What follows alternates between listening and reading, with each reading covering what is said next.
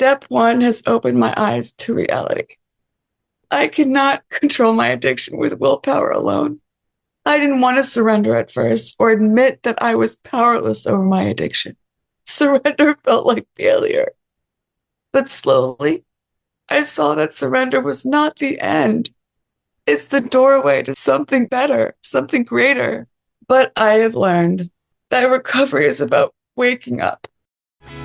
You're listening to the Sex Addicts Recovery Podcast, a place for sex addicts to share their experiences of recovery, to help break the stigma, myths, and misconceptions of sex addiction. This podcast may contain topics of sexuality, sexual trauma, dysfunction, or other things that may be triggering, so listener discretion is advised.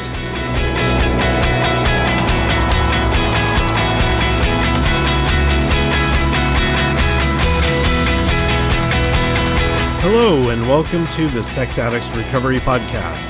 My name is Jason, I'm a sex addict, and I will be your podcast host for today. What's going on, everyone? Welcome to episode 181 of the Sex Addicts Recovery Podcast. This episode will be published on the 5th anniversary of the podcast, and I will be reflecting more on that at the end of this episode. So this week, I am honored to be sharing a first step presentation from my dear friend T, they, them pronouns. We recorded this at the Noon Zoom room in November of last year, and finally have the chance to share it here. Before moving on, I wanted to mention that T is an alias that we're going to be using for this podcast in order to protect anonymity.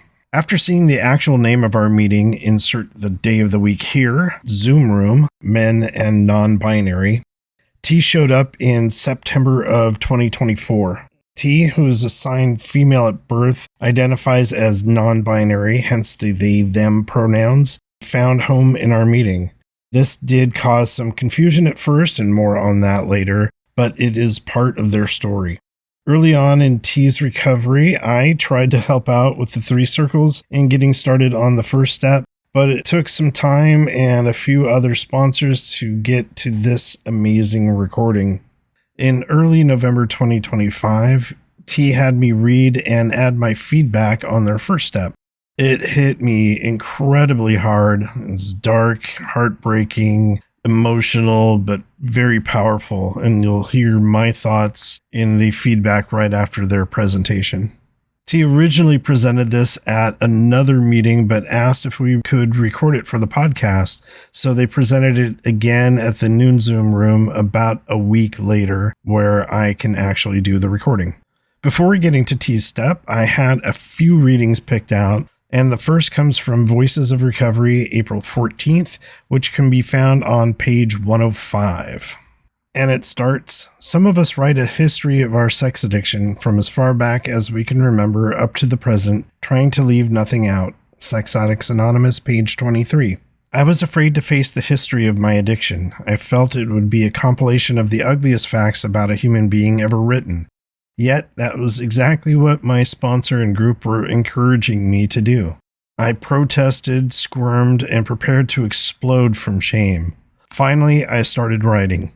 I calculated approximately how many times I had acted out.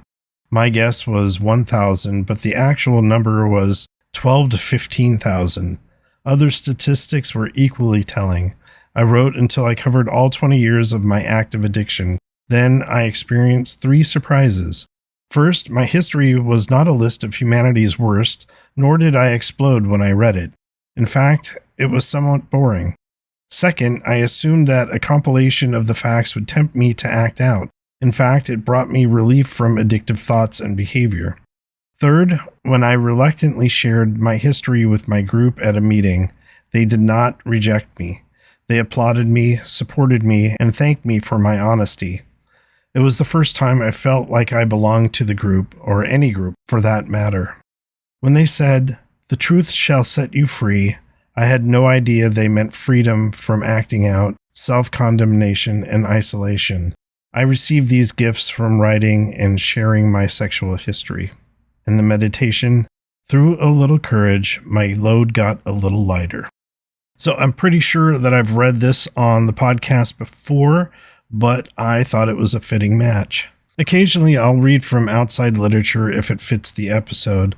Way back on episode 91 with Sean O., I read some articles on survival from childhood sexual abuse, which would be fitting for this episode as well. But instead, I wanted to focus on an article called Understanding Non-Binary People, How to Be Respectful and Supportive.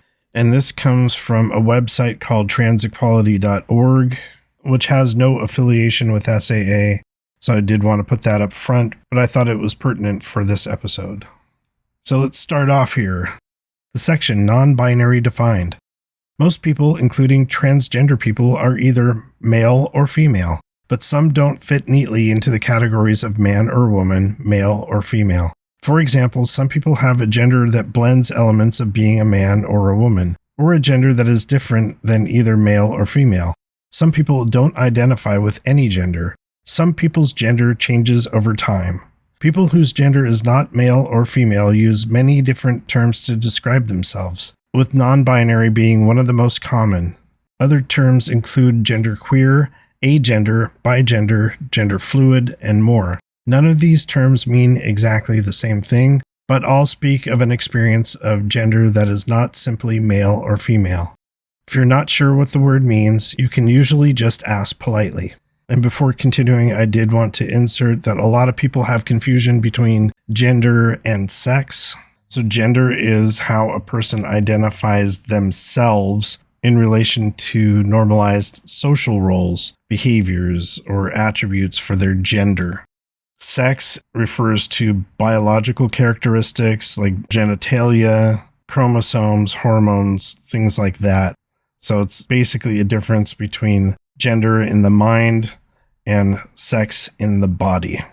Back to the article. Why non-binary? Some societies like ours tend to recognize just two genders, male and female. The idea that there are only two genders is sometimes called a gender binary, because binary means having two parts, male and female. Therefore, non-binary is one term people use to describe genders that don't fall into one of these two categories, male or female. Basic facts about non-binary people. Non-binary people are nothing new. Non-binary people aren't confused about their gender identity or following a new fad. Non-binary identities have been recognized for millennia by cultures and societies around the world. In the interest of time, I'm going to be skipping the next few and jumping down to the next section. How to be respectful and supportive of non-binary people. It isn't hard as you may think to be supportive and respectful of non-binary people, even if you have just started to learn about them. You don't have to understand what it means for someone to be non-binary to respect them. Some people haven't heard a lot about non-binary genders or have trouble understanding them, and that's okay. Identities that some people don't understand still deserve respect. Use the name a person asks you to use. This is one of the most critical aspects of being respectful of a non-binary person, as the name you may have been using may not reflect their gender identity. Don't ask someone what their old name was. Try not to make any assumptions about people's gender. A non-binary person may appear feminine, masculine, or genderless, or show a mix of gendered characteristics, and their appearance doesn't determine their pronouns. If you're not sure what pronouns someone uses, ask. Different non-binary people may use different pronouns. Many non-binary people use they, while others use he or she. Asking whether someone should be referred to as he, she, they, or another pronoun may feel awkward at first, but it is one of the simplest and most important ways to show respect for someone's identity. So I'm going to close it with that. There are a couple more things there, but I think these were the relevant ones that I wanted to talk about. That T identifies as non-binary. They do not identify as a man or woman, and our meeting is open for men and those that are non-binary. So regardless if they're assigned female at birth, if they identify as they, them, they are welcome at our meeting. For those that identify as a woman or use the pronouns she and like she, they, we encourage them to find another meeting through the SAA website. So there has been a little bit of confusion at our meeting. When I found this article, I found that it was incredibly important and felt the need to share it here before T's first step. Before getting to that, I also wanted to mention that I had to bleep and delete the use of T's full name and misgendering from some of the shares at the end to be respectful of T's wishes and to keep them anonymous. So when you hear the bleep, it's simply the full name being bleeped out. And so now, without further ado, here is T sharing their first step at the Noon Zoom room, recorded back in November. I hope you enjoy it.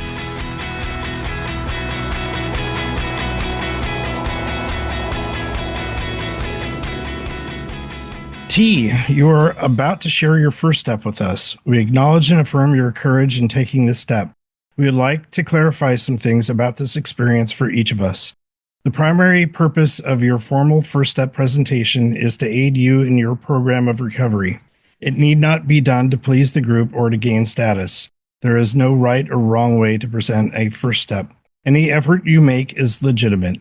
Here are some suggestions which others have found helpful. We encourage you to be specific about your behaviors and to speak from your heart. This will help you get in touch with the pain and reality of your addiction. Try not to bury yourself in shame or victimhood. Let us hear you, not your addict, speaking. The group has a responsibility to love, care for, and accept you. The members will avoid judging, giving advice, or taking care of you. Some members may become triggered and may leave the room. Please do not take this personally, nor as a reflection of the quality of your share. I will let you know when 5 minutes of your time remains. This will give you time to complete your presentation and allow time for members to share their impressions of your first step. Remember, we are here for you. May God grant you serenity. Thanks, Jason. And thank you all for allowing me to share. Hi, everyone. My name is T, and I'm a grateful recovering sex addict. I want to start by thanking all of you, this room, this safe space, for giving me the courage to speak my truth today. I really took time to get advice from fellow friends in the program whom I trusted and my new sponsor, since I was unable to work with my old sponsor. I leaned on them and the SAA website, outreach calls, meetings, and fellowship after meetings to guide me while writing my first step. The past 3 weeks, I have immersed myself in the program. With that being said, my first step is real. It's raw, and it's my truth that I have hidden for far too long. Now, here's my story of powerlessness and unmanageability, but also awakening. I am 40 years old, and I am a mix of Latin and Caucasian. When I started reflecting honestly regarding my addiction, I realized a lot of it came from not knowing who I was or how to feel comfortable in my own skin. As I write my first step, a memory came to mind to me. When I was a little girl, my grandfather and father told me, children should be seen and not heard. That was the start of my mind being conditioned to fall in line, or I would suffer the consequences. It was installed in me to do what I was ordered to do, or my dad would punish me. My father gave me very harsh punishments for very small things that I did and was very aggressive towards me. He scared the shit out of me. And to stick to the theme of honesty, he still does, 40 years later. Just another obstacle to overcome. I put it on my list. I was always on high alert, not knowing which dad to expect home. From my memory, I recall him being pretty angry for the majority of the time. Anything could trigger his anger, so I spent a lot of time in constant worry. Sometimes it seemed like just the sight of my face would piss him off. He seemed to enjoy unleashing his anger on me the most. I was the usual suspect. P, you didn't come hug your father after I worked so hard all day for my family? Is it too much to ask my daughter to greet me with a hug and a kiss? My father forced me to kiss and hug family members and friends all the time. And I always fought against it, but I would always lose the battle and was forced to be affectionate against my will. I didn't want to kiss or hug anyone unless I wanted to. Before I could respond, he shouted, "You grounded."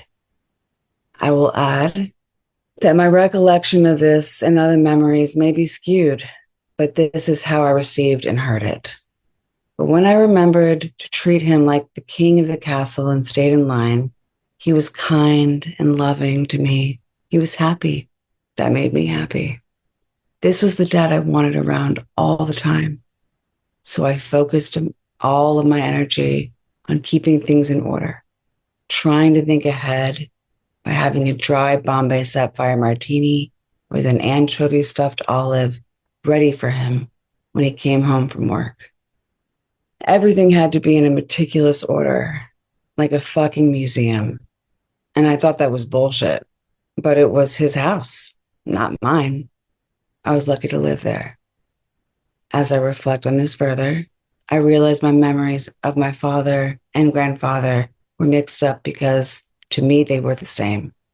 That's how I viewed them as a child. I honestly cannot recall which of my memories are from my dad or my grandfather at times. People pleasing is one of my biggest defects of character, if not the biggest. And it has been the root cause of a lot of my suffering.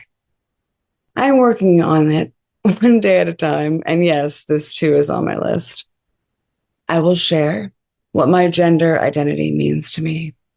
I was assigned female at birth, as you can see, but I identify as non-binary, meaning I don't fully identify as either male or female. For a long time, I didn't have words for that, and it created a deep sense of confusion and shame.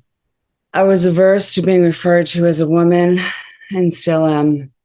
But before, I didn't understand why, and definitely didn't have the supportive space to express myself freely, to try and figure out who I was and what made me happy. To discover who T was, I had a voice, and my grandfather loved that. He would tease me and call me derogatory names. Eventually, I would lose my voice and the ability to think for myself because I was taught that thinking for myself was trouble. So I dressed the way I was supposed to dress, acted the way I was supposed to act, and thought the way I was supposed to think. Even dated people I thought my dad would approve of. I even bloody voted the way he wanted me to. I take responsibility for that. It took the strength and courage of my 11-year-old daughter at the time to come to me and say, "Yo, Mom, I hope you won't hate me after this, but I have to tell you something important." I was on the edge waiting for her to tell me what was bothering her. I have always been hyper concerned regarding my kids' well-being to an unhealthy point. That's another thing on my list. Grace looked at me and said, "Okay, Mom, please don't hate me, but I am not a girl anymore. I have never felt like a girl, and I never will. I am not in the right body.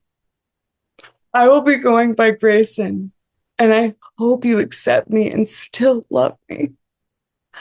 I just stared at him for what felt like an hour as thoughts just flooded through my mind.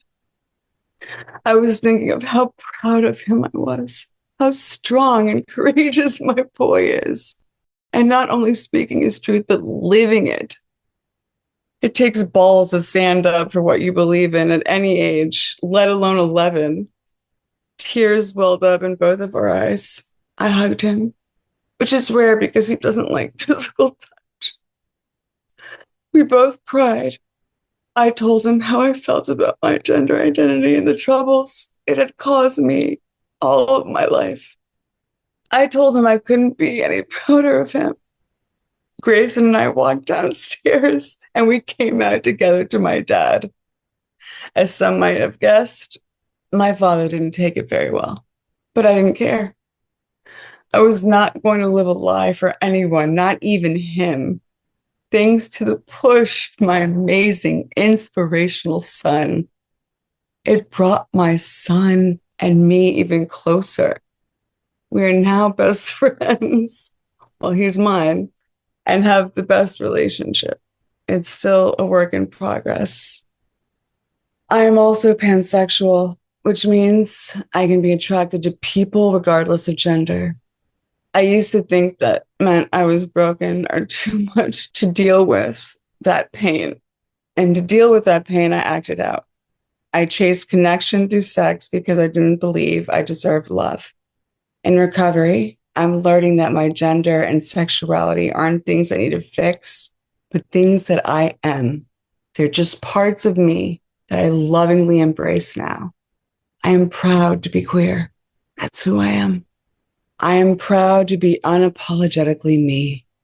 That took some time. I'm 40. It took a long time. I can see that what I was really craving wasn't sex. It was acceptance and belonging. And the more I live honestly, the less I need to hide behind unhealthy behaviors. I was first introduced to sex at the very young age of 3. And my first memory of being sexually assaulted was when my cousin, who was 7 years my senior, forced his sister, who was also my best friend and cousin, his younger brother, and me to dance erotically with each other. Then he grabbed me and made me dance for him as Nirvana's Smell Like Teen Spirit played in the background. Strobe light was situated in the middle of the room. I remember the lights blinding me so I couldn't see much. And I couldn't perform the way I was supposed to. I wanted to make him happy. I instinctively knew I had to do what I was told to, or who knows what could have happened. It was me in survival mode. One incident in particular occurred with my cousin. This memory has been seared in my mind. It's quite unfortunate that out of all the memories to remember so vividly, it had to be this one. Most of my childhood and life is a blur. I had been disassociating and numbing out for all my life, so I didn't need to face the pain, suffering, and trauma. But this I remember. I was 9 years old, watching The Brave Little Toaster with my cousins and young brothers. My cousin was the oldest. He always told us what to do and when to do it, and boy, did we listen. He was very easy to anger. In the middle of the movie, my cousin came barging into his room and told everyone to leave but me. He used a wicker basket with the letters F and M in black font filled with comics and porn to jam the door shut. He then set up a tripod with his new camera and started asking questions like who my favorite star was. I was conflicted because it was a tie between a female and male star. At the time, I was ashamed for being attracted to a woman. It felt wrong, so I said the male star was my favorite. I could tell he was content with that answer. After setting the tripod up, he walked towards me. He then had his back facing me. Strange enough, something felt very familiar about this moment, like deja vu. It was quite unsettling. He then told me to pretend he was my favorite star and that we were going to make a movie and that I could be famous and meet my crush. After he noticed my eagerness and excitement to do my very best for the movie and a chance to meet my favorite star, he grabbed my hands and put them on his penis. I was frozen in fear and confusion. I knew what was happening didn't feel right, but it also felt right, which was impossible to understand or even try to navigate those heavy feelings at the tender age of 9. So I just went along with it. Whatever he told me to do, and I did what he wished. All the while he was trying to convince me, a 9-year-old child, that what we were doing was normal and okay. He would say things like, well, don't you love me? Don't you want to make your cousin happy? Don't worry. You won't get in trouble because I won't tell anyone what you have been up to. I viewed everything differently after that experience. I was preoccupied with anything and everything sex-related. I would try and make my friends and cousins laugh by cracking lewd jokes about sex. I would think about sex all the time. Intrusive sexual thoughts assailed my mind all day. I came up with some pretty unique ways and places to act out. I was even listening to music that glorified sex. Like most many humans do, I figured out pretty quickly that I loved the way it felt to masturbate. I also liked it because it helped me escape the pain and suffering that I was feeling. I started to push my friends to act out with me. I would sneakily put on shows about sex, and we would act out with each other. Looking back now, I can recall some of my friends' facial expressions. Some friends seemed to like it, but most of them didn't. I believe a majority felt pressure to do what I wanted to do. I was hooked on masturbation and acting out sexually at 9 years old, possibly younger. It's hard to narrow down. I was consumed with thoughts of sex. I would sneak my dad's Playboys and Hustler magazines and feel a rush from what I was seeing. When I was able to act out, masturbate, or just look at beautiful nude women, I felt in control. I felt alive. I felt powerful. My cousin made me feel out of control and gross. But some part of me enjoyed the abuse, which made me feel even more disgusting. The years of abuse I endured from him had such a negative impact on me in a myriad of ways. It's definitely where my sex addiction was born, where I learned that I could act out and didn't have to worry about getting hurt as long as I treated the people I was acting out with like disposable objects that I would use and send away once I got what I desired. I don't recall when the sexual abuse stopped, but it was right around the same time I started Shark Week at the young age of 9.5 years old. Yes, I started my period and quickly developed physically. From my recollection, this is when the abuse from him stopped. I am not completely sure, but for now, I'm going to leave it at that. This did not help my sexual obsession, and it was confusing to have the body of a teenager but still be a somewhat an innocent young child. I started to realize that I could manipulate people, mostly men, to my advantage. If I flirted a bit or dressed provocatively, I could make men do things for me and grab their attention as they acted like lovesick puppies. It felt like a superpower, but with great power comes great responsibility, I would soon find out. I would put myself in precarious situations and allow myself to be taken advantage of. I really loved the attention at first and convinced myself I was in control. I was anything but. I enjoyed my newfound power until I didn't. I eventually hated the attention I would get. The shift happened pretty quickly. About a year later, my mom and dad threw a party as they normally would. This time I noticed the men were looking at me in a different way, and their behavior was sloppy and scary. I was appalled by these looks from these men. I also saw the women looking at me in disgust. I couldn't take it anymore. And just as I was walking into the house, I was stopped by an old family friend whom I viewed as a safe person. She came to me and asked me to cover up, laughing as she made light of the rude request. She said that men can't help themselves. They're animals. When you wear things like that, as she pointed to my one-piece swimsuit, you draw in the wrong attention. We women need to protect ourselves, or we can be taken advantage of every time, all while excusing her husband's repugnant fucking behavior. This man changed my diapers when I was a child. I looked at him in a fatherly fashion, but he wasn't looking at me that way, the way he did before. He had a very creepy expression on his face, which made me uncomfortable. He watched me grow up and was like a father to me, and now he began sexualizing me. I was over the party and over being me. As I walked inside the house, I noticed these creeps gawking at me, friends and family members objectifying me. Some slapped my ass while making sure that they were never caught. the unwanted comments on my body. I just had had enough. I didn't dare say anything to anyone. So I decided to run away from the house and didn't come back for several hours.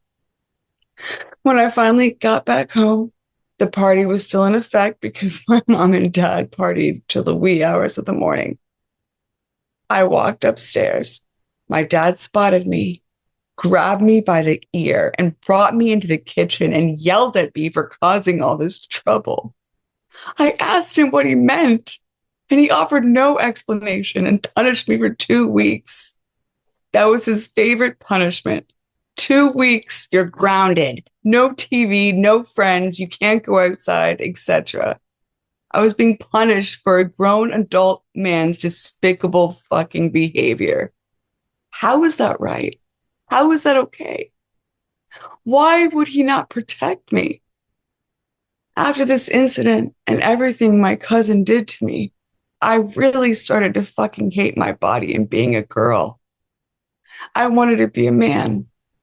I changed my mind and wanted desperately to give up this superpower and become invisible.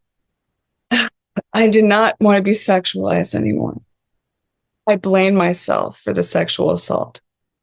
I started to become resentful towards my mom and dad for not protecting me. I was a young, innocent child, and I was being abused left and right. I started dressing more masculine and hid my face and body as much as I could, taped my breasts up with duct tape, but I still got the unwanted attention. I accepted my role as a female because I thought this was the only way I would be able to continue living and survive.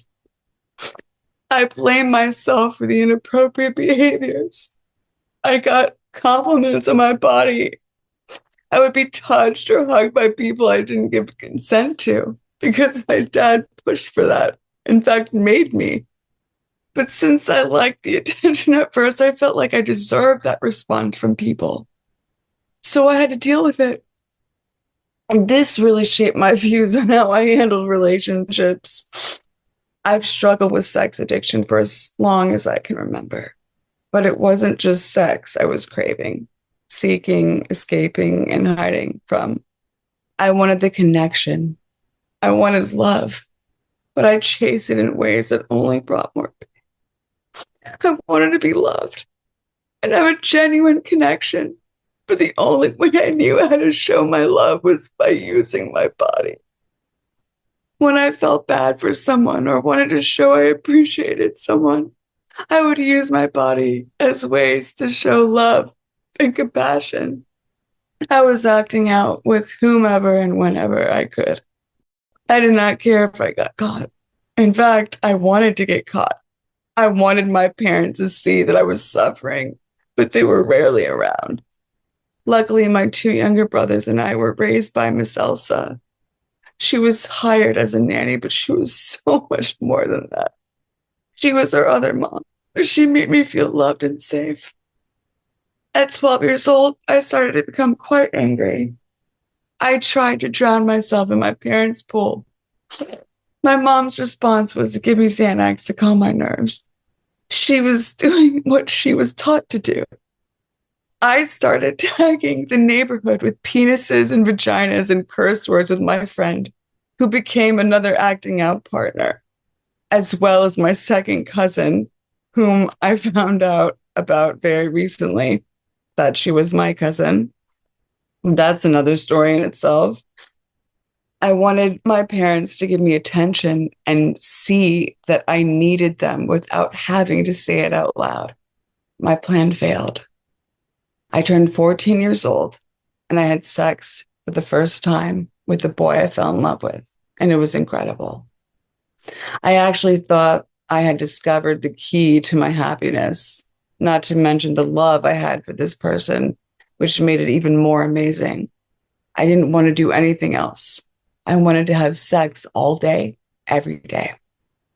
I would like to say we were both reckless when it came to when and where we would act out, but I was always pushing to take it to the next level, and he was quite reluctant.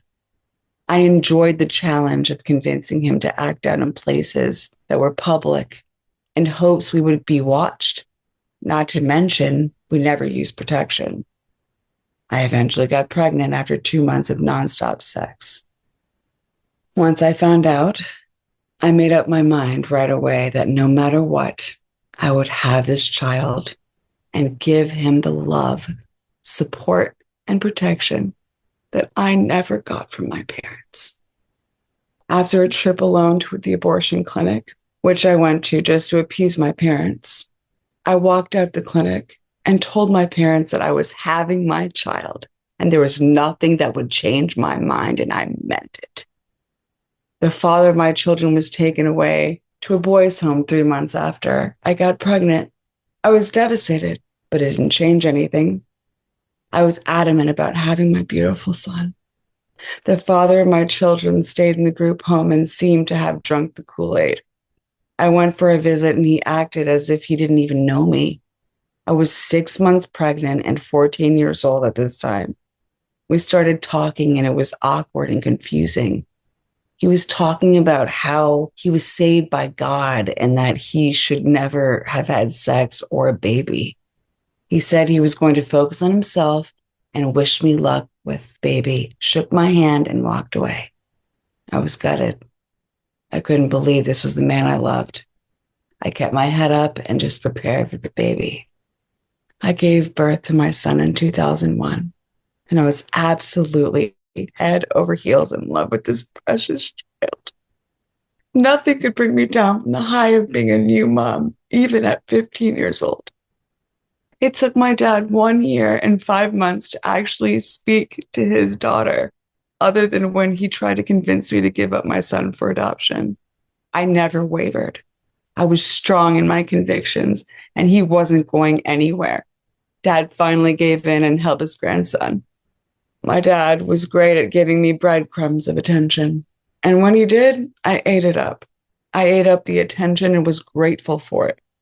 The father of my children ran away from the group home at this time. I was told that the brother and sister who ran the home were forcing kids to create content that was being sold to adults. They were arrested and the home was shut down. I was so happy my boyfriend was back, even though he seemed like a stranger. I was taking care of our son and living with my mom. I couldn't have done it without her support. I was breastfeeding my son every 2 hours. I was either pumping, feeding, or sanitizing bottles because my son would not latch on, and I wanted the best for him. So I kept breastfeeding, but I became exhausted. I was now about to start high school, and I was a mom and deeply devoted and in love with my beautiful boy. I was so torn between being a full-time mom and my education, making friends, and being a teenager. It was not a hard decision to make because I wanted to be with my son. I was so worried I would miss a milestone or a special moment if I wasn't there. I was being bullied at school and being called nasty names like rich bitch whore. So I decided to drop out of high school in the middle of 9th grade. I do wish I had that guidance and courage to stay and complete high school because the decision I made to leave was the wrong one. That choice created a ripple effect of difficulties for me and my son. My father was not happy with me quitting school. It was Halloween night, and because I wasn't listening to my father and going back to school, he said I could not take my son trick-or-treating. I lost my shit, ran away to the father of my children's house. This was another bad move that set off a chain reaction of negative, unhealthy things that would happen as a result of me quitting school and running away. There was no supervision at this house. He dropped out of school as well, and we were able to do whatever we wanted. When I lived in my father's house, I was always punished and did not get to do much. This newfound freedom was intoxicating. We started using X, and once I tried it, I was hooked. I could have sex as much as I wanted and when I wanted without forcing. When my boyfriend required a break, I was free to masturbate without feeling like a whore. I could blame it on the X. I would use these X sessions to get as creative sexually as I wanted. I first realized I had a problem when I got into an accident with my mom and an acting out partner. It was 3:30 in the morning, and my acting out partner and I wanted to continue the night. So we thought it would be a smart idea to go to a sex shop. My mom, whom I was caring for, has Alzheimer's, and at the time was going through Sundowning syndrome. This is when the night is confused with the day and the sleep pattern is off. She woke up right as we were walking out the door, and we decided to bring her with us. We were now on our way to a sex shop with my mom. My acting out partner was leading navigation and was not paying attention due to the fact that he was greatly impaired by the heroin and meth he had taken before leaving the house. I was so frustrated because I wanted to act out and asked, "What exit do we get off at?" He said, "Just get off at the next one." This exit was pitch black. I could barely see the road I was driving on. I couldn't see anything. Tires encased the road, and all of a sudden, we hit a tree. If we had veered to the left, we would have hit an embankment going 40 miles per hour and died. We had the windows rolled down, so the limbs of the trees were keeping us pinned to the car, and we couldn't open the doors. My mom was in shock. We were all in shock, but it left her paralyzed and unable to move. We were 5 feet from landing in the bayou where wild boars and alligators live. There were shotgun and shell casings all over the road. Apparently, this was a notorious, dangerous exit that most people know to avoid, but I didn't. It took us 45 minutes to get my mom out of the car because we had no other choice but to climb out of the back. I had an Uber waiting for us as we tried encouraging her with as much patience as we could muster to get us out of that fucking car and into safety. We were all covered in mosquitoes. All you could see were black dots covering our skin. My mom didn't even seem to notice. She had mosquitoes crawling all over. We got into the Uber, drove my mom home, and I left her with a caregiver. I was adamant about getting my fix, so we went back to a different sex shop after almost done. After we got back, the shame and guilt and realization of what had just happened washed over me with anxiety. I have a fucking problem, and I need to do something about it right away. 3 days later, I was in rehab that had a SLA program. I knew I needed help, and I was not going to waste time. My addiction didn't just hurt me. It hurt the people I love, the people who trusted me, even myself. I was spinning in patterns I couldn't break, even when I desperately wanted to. My life had become unmanageable, and denial made it worse. I lied to myself. I rationalized, I promised, changed, and failed. I was powerless over it. Completely and absolutely powerless over my addiction. I've fought against that concept ever since the start of my recovery journey. I thought about what it means when the SAA program says we admitted we were powerless over addictive sexual behavior, that our lives had become unmanageable. At first, I thought that meant I was not strong, but I realized upon deeper self-reflection, it doesn't mean I am weak or broken.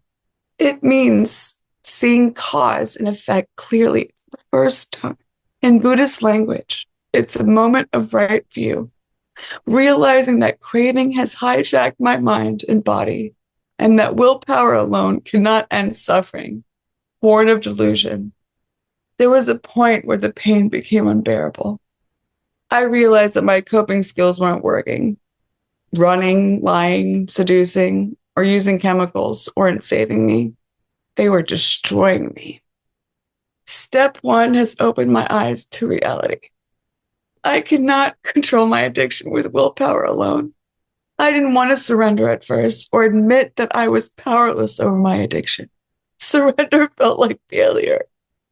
But slowly, I saw that surrender was not the end. It's the doorway to something better, something greater. When I first walked into SAA, I had no idea what I was in for. Would I be able to stop sex altogether? Did I need to? I questioned whether I could control myself. But I have learned through the 12 steps, the recovery dharma, and Buddhist principles that recovery is about waking up. It's about seeing clearly and letting go and learning to live in alignment with something deeper and truer than my cravings. I thought that if I just tried harder, controlled better, or avoided certain situations, I could manage it. But step one taught me something deeper. Step one taught me that I cannot manage this alone, that my life, my mind, my heart, and my spirit had become unmanageable. And I now accept that I'm a sex addict. Writing this first step has been one of the most difficult and most healing things I've ever done. I didn't think I was capable of even doing this. It's shown me that I'm not broken. I'm becoming whole. My pain is not my identity. It's the soil where my growth takes root. I no longer live in silence or shame. I speak, I share, and I show up. I can love without hiding and feel without fleeing.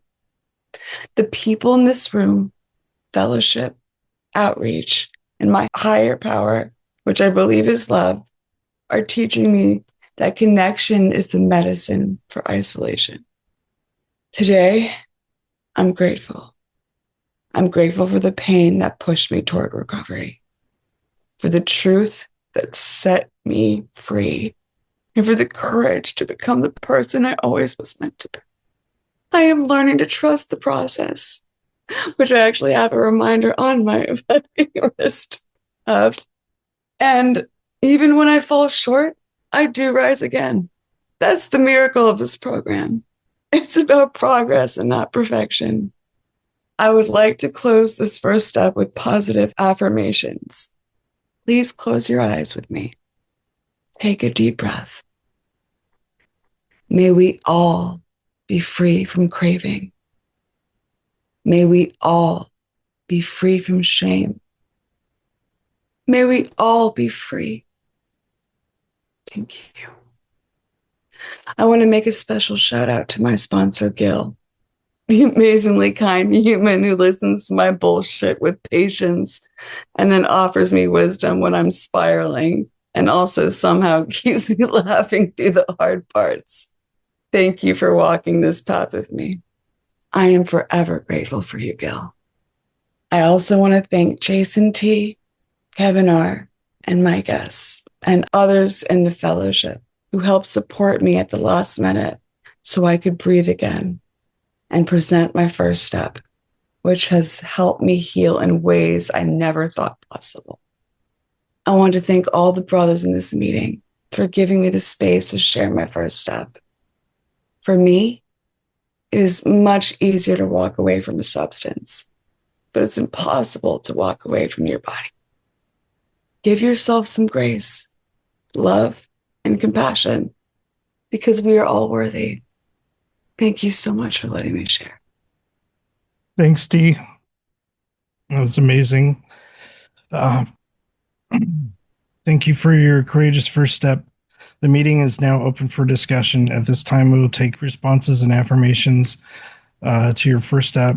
We will start the shares with T's sponsor, and then we'll take 3 more. I asked for a group conscience to extend the meeting out till 15 after. We'll close the meeting then and keep the room open for fellowship afterwards to continue with more shares and affirmations. I'll just say that I'm so grateful that you shared here at the meeting. And it took me a few times for me to get through reading your first step a few weeks ago and trying to help shape it for you. And I had to check in with a few people afterwards, just because it was just so heart crushing. And I am so grateful that you offered to have that recorded for the podcast. And, thank you so much, T.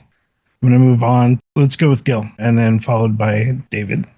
Well, first of all, I want to thank not only but this entire room for being so courageous and so caring. There is a lot of power here, and I can see that. So thank you all very much. Wow. I watched in and out of these rooms for the better part of a year, in and out, not saying much, and I could see the struggle. I think that through this experience, there's a lot of strength in there. And as always, remember to practice some self-care tonight. Take care of yourself. And I'll leave it at that for the rest of you. Thank you all very much. Thanks, Gil. We're going to move on to David, followed by Rye. Dear T, once again, I hear a story that says our story began at home with physical, emotional, sexual, spiritual abuse, all of those things that led us into places that we don't really know how we got there, but we did. You and I also identify with the fact that I couldn't accept who I was and lived a life of a straight man as much as I could for 65 years before I came out of this room. But it's that identity of me being able to take it on and you taking it on that really is the beginning of our story. And so we can get through this. Can't do it by ourselves. You know that. But you've got a space that loves you, accepts you, welcomes you, and supports you at all times. Just know that you are loved. Peace. Thanks, David. We'll do Rye, followed by Mike, and then we'll close it off from there and end the meeting proper. I know the podcast listeners won't be able to see this, but I want to show you something that you'll appreciate. That's my son's flag, a pansexual flag. He wasn't allowed to have it at his guardian, so he gave it to me to keep safe for him. And I just wanted you to know that I've heard a lot of first steps, and I have never been so sad and so angry at the same time for what you've had to go through. And I've never met someone who is... You are the single most courageous person I have ever met. And that was by far the single best first step I have ever heard. You are an amazing person. And I want you to know, and I want anyone else that suffered from the abuse that you've suffered, none of it was your fault. That superpower none of that was your responsibility. Adults were supposed to take care of you and supposed to love you, and they did not do that. You are not to blame, not even one iota. And I'm so glad that I got a chance to listen to your first step today.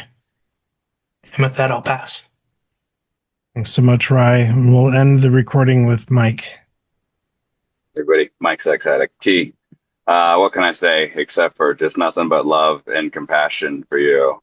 I share the sentiment that in my addiction, I had no choice. My choice was taken from me in the insanity and the unmanageability of navigating my emotional status or well-being.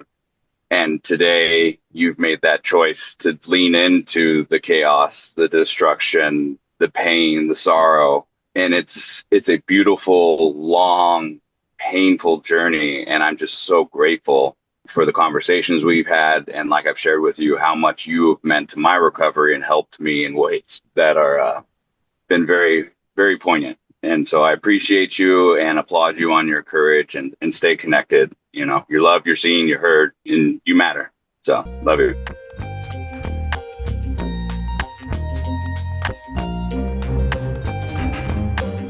Oh, many, many thanks to T for sharing their first step again and allowing it to be recorded for the podcast. In the months in between recording and now, T and I have had many conversations whether or not to publish this first step for the podcast, a little bit of back and forth. But ultimately, we both thought this story was so emotional and powerful that it would be a healing tool for those in recovery seeking help from sex addiction, as well as a great way to understand and learn about what it means to be non-binary. I've mentioned before in this episode that there's still some confusion in our men's and non-binary meeting. Just today, I used this simple color analogy when talking to someone about the meeting. Men are blue, women are red. Our meeting started out allowing blue only, no red. However, there are people who are a mix of both, and let's call that purple. We then changed to allow blue and purple at our meetings. It doesn't matter that purple started off as blue and then added red to become purple, or if that purple started off as red and then added blue to become purple. At our meeting, we allow both blue and purple. There are many meetings out there that are for blue only or for red only, or even those that are blue and red together. But there are not many meetings out there that are safe for purple. Our meeting happens to be just one of those. Some blues can be triggered sexually or emotionally by purples. This just means that they need to work their program with a sponsor or establish boundaries to keep them safe. I know it's kind of simple, but it does make the point. And I am so grateful for T allowing their first step to become a learning tool for those that listen to the podcast. With that out of the way, I wanted to mention that we had audio problems towards the end with T's sponsor Gil's feedback. I couldn't quite edit around it, so I had to make Gil's response short. But through the miracle of modern technology, I got a written response that I could read here at the end of this episode. And it says, "Hello, this is Gil. Grateful to be recovering sex addict and intimacy avoidant. I wanted to thank everyone for being here today. I believe T did a spectacular job with their first step, and I think it just goes to show the courage and transparency that they've worked for. I want to encourage everyone to support them, especially in the next few days. T, I encourage you to take some time to be kind and show yourself grace. This is a very monumental step, and it was truly my pleasure to be a part of that, and so thank you again for allowing me to be here and to be a part of it." Thanks so much, Gil, and I am so glad that we were finally able to get the full response here. I was really worried about shortening your response, and so awesome. At the end of this episode, I'm going to be sharing some music that T asked me to share on this episode, as well as a song that I just found for my recovery playlist just this past week. But also at the very beginning of this episode, I did talk about this being published on the exact day that we launched the podcast 5 years ago. And the idea for the podcast has been a little over 10 years. So I wanted to spend a little bit of time here reflecting on 5 years of the podcast. I was interviewed for the spring 2025 edition of our Bay Area Out of the Fog newsletter about how the podcast came to be what it is today, and I thought I would read some of my responses to the questions from that newsletter here. And I'll be leaving a link for our newsletters in the show notes of this episode. So I think I'm just going to be reading my responses in narrative form rather than having the question and response. So I came up with the idea for the Sex Addicts Recovery Podcast in 2015. We recorded the first 3 episodes in 2019 and finally launched the podcast officially in January of 2021. And that would be January 18th, specifically. There were many stumbling blocks and changes along the way, which I will address over the next few questions. In 2015, I was just coming off of a long relapse after resting on my laurels for a bit too long, and I had no service positions. Was not working the steps myself or with sponsees. After restarting the steps with my sponsor, I wanted to get back into service and decided to volunteer as an intergroup representative for one of my meetings. Intergroup has an annual brainstorming session for potential projects and improvements, the visioning meeting. Eventually, I brought my idea for the podcast to Intergroup. Podcasting has been a passion of mine ever since I started listening to podcasts around 2005. I've been a regular contributor to a number of podcasts over the years. In the spring of 2015, my wife and I had created a podcast covering the American version of a French supernatural drama TV series called The Return Les Revenants. After the American version was over, I continued to cover the second season of the original French TV show in the fall of 2015. Back to listening, I eventually started listening to recovery podcasts and discovered the podcasts on sex addiction were a bit lacking. I had seen in a number of documentaries of the punk, metal, and underground music scenes that when people couldn't find the music they wanted to hear, they created it themselves. I had the same thought with podcasts on sex addiction. As I was wrapping up one podcast, I can start another one. In 2016, at the Bay Area Retreat, I asked if other people were interested in doing a recovery podcast for sex addicts. Hearing a lot of enthusiasm, we had two routes to take: a personal podcast or an intergroup project. With a personal podcast, there was both freedom and certain limitations. With intergroup, there were more resources available, and it would be an actual SAA podcast that we could talk about as an SAA announcement at meetings. After bringing up the idea at intergroup, I was told that the ISO would need approval for each episode, which did not interest me, so we shelved the idea for about a year. Eventually, I found the ISO's Public Information Handbook, which had the info that I needed to proceed without requiring the ISO's stamp of approval. Once again, I brought the idea to our visioning meeting, and we decided to move forward with the podcast. What would the format be? How and where would we record it? What do we need to do to protect anonymity? What do we need to know about the traditions? Those are some of the questions that we had to figure out. One of the things we talked about was wanting to capture the conversations that we had after the meeting is over in the parking lot or at breakfast. The meeting after the meeting became the working title of the podcast. In 2019, we had most of the logistics down and had changed the name to the Sex Addicts Recovery Podcast for better search engine optimization. We were all set to launch in March of 2020, just after the retreat, and then COVID hit. The podcast took a backseat as we put our attention to getting our meetings up and running on Zoom and establishing communication with our Bay Area members.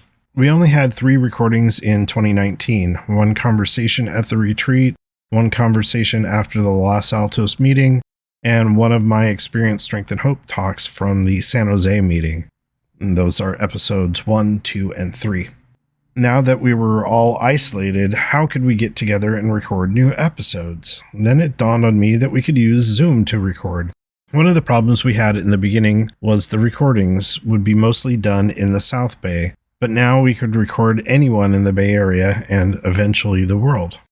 We finally launched in January 2021 with the first 3 episodes, and it was up to me to keep recording. And as of the writing of this, I am now editing episode 160 and have a few more in the bank for more.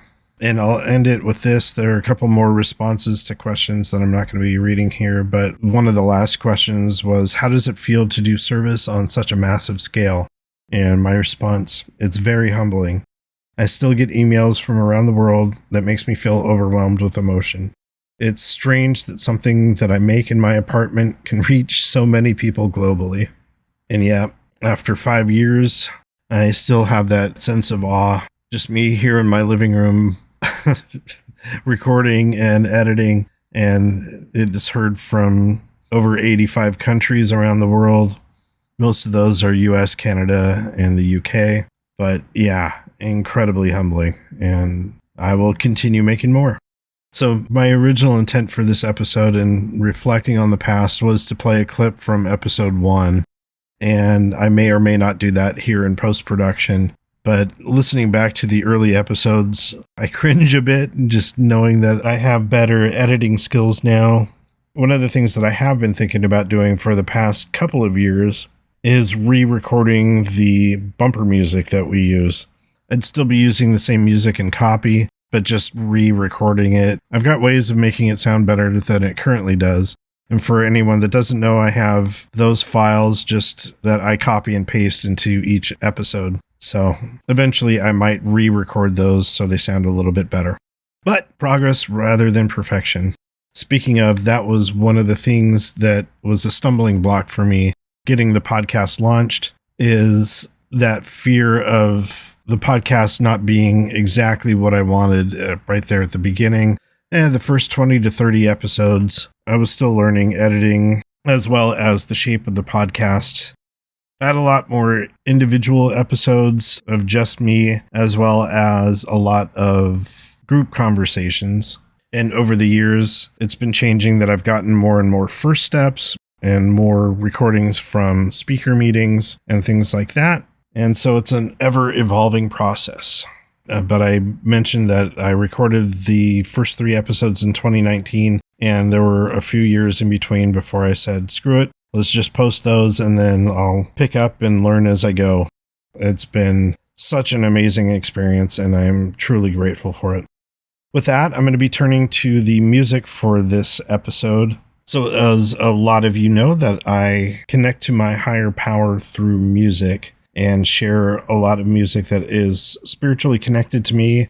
And we get suggestions from listeners on what songs are helpful for them in their recovery. For this episode, I did get a few songs from T that they wanted to share here, and I will be getting to those, as well as one song that is brand new to me that I just found a few days ago and am just floored by it. Over the 5 years of the podcast, I've been introduced to a lot of new artists. It's been interesting that I'm finding comfort in a new genre of music that is Nordic paganism. So starting off, Vardruna was the first band that I was introduced, and then Heilung, which has become my favorite. And there have been several other artists that fall in the realms of this genre of music, and not all of the bands sound the same, but they all kind of tend to get lumped into this category. So there's an artist named Vigunder that I just found. I've seen shared in a number of the Heilung groups that I'm in on Facebook. I first saw one of her videos last year and absolutely loved it. Just this January, last week, as a matter of fact, she dropped 3 new songs for her new album, one of them being a song called Drenger. And at this time, I don't have the lyrics, don't have any of the information behind the song, but it is another one of these droney songs that is really good for meditation for me. And I absolutely love this. Over the past few days, I've been listening to the first 3 tracks released for this album. Each one has its own vibe, but it is very meditational. So Vigunder is actually a woman in Australia named Mary Ann Lazark, and she goes by the artist name Vigunder for this project, and it was really cool. So finding this song this week, I thought it would be awesome to share here on this episode, and so this is a song called Drenger.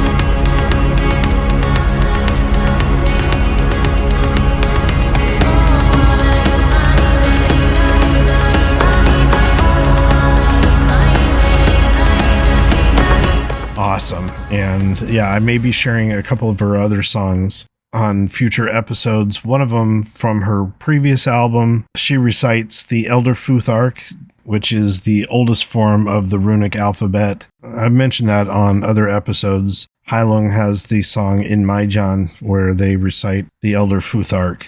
And so this is another one of those songs. I know a few other songs that recite through the names of the Elder Futhark. Anyway, I'll be sharing some of her songs on future episodes. So getting back to this one, T sent me a bunch of songs to share, and we've been going back and forth on which ones to actually use for the episode. One of them that is particularly fitting for this week is the Cranberries' Zombie. Just a few days ago was the anniversary of the death of the Cranberries singer Dolores O'Riordan. So she died January 15th, 2018. And so the song Zombie, and I'm very familiar with the song, it's an interesting take that T has on this, talking about the violence in the song. Although the song is a very political song, taking personally, it can be talking about the violence. Another head hangs lowly, child is slowly taken, and the violence caused such silence. Who are we mistaken? But you see, it's not me, it's not my family. In your head, they are fighting. With their tanks and their bombs and their bombs and their guns, in your head, they are crying. And T wrote, "This is what happened to me. The damage didn't stay in the past, it lived in my body and mind. I didn't choose this, but it changed how I moved through the world. I became disconnected, numb, stuck in survival. This is me admitting the truth. I was overpowered. And so now I wanted to share the song Zombie by the Cranberries.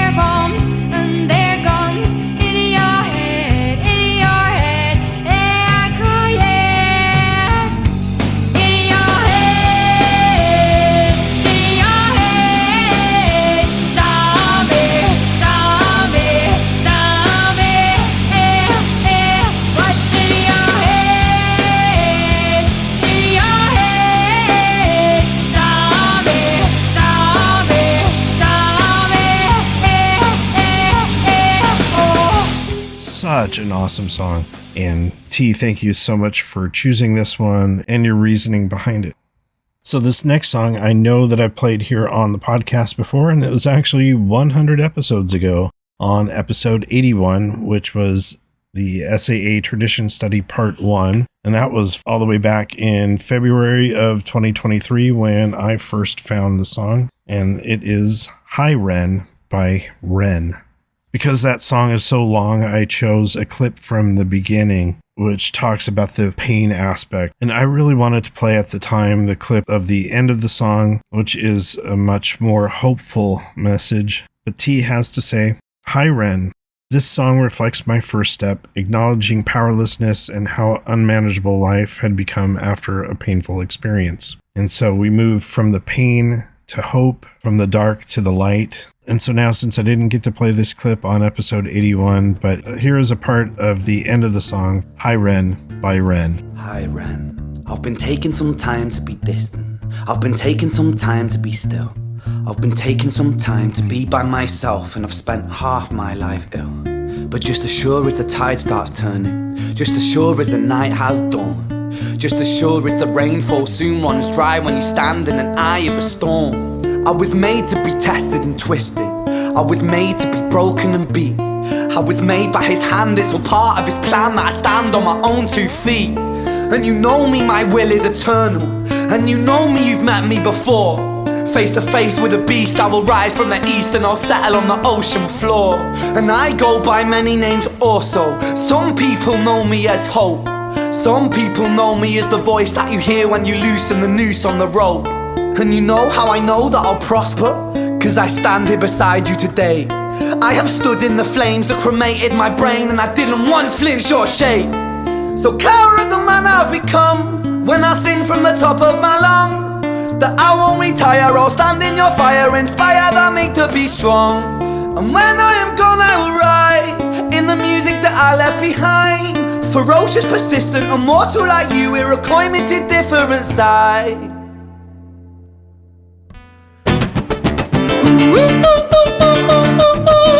Oh, I never get tired of this song. I watch reaction videos for this song on YouTube, seeing people hearing it for the first time, welling up with tears and just being floored by Ren's performance in this video. So awesome. And so, yeah, I'm so grateful that T recommended that for this episode.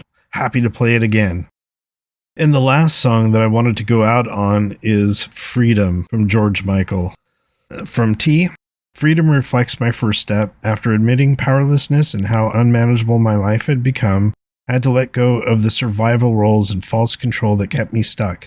This song represents choosing honesty and the beginning of recovery. This one just goes out on a high note. I love the chorus for this. It's so uplifting. So here is George Michael with Freedom.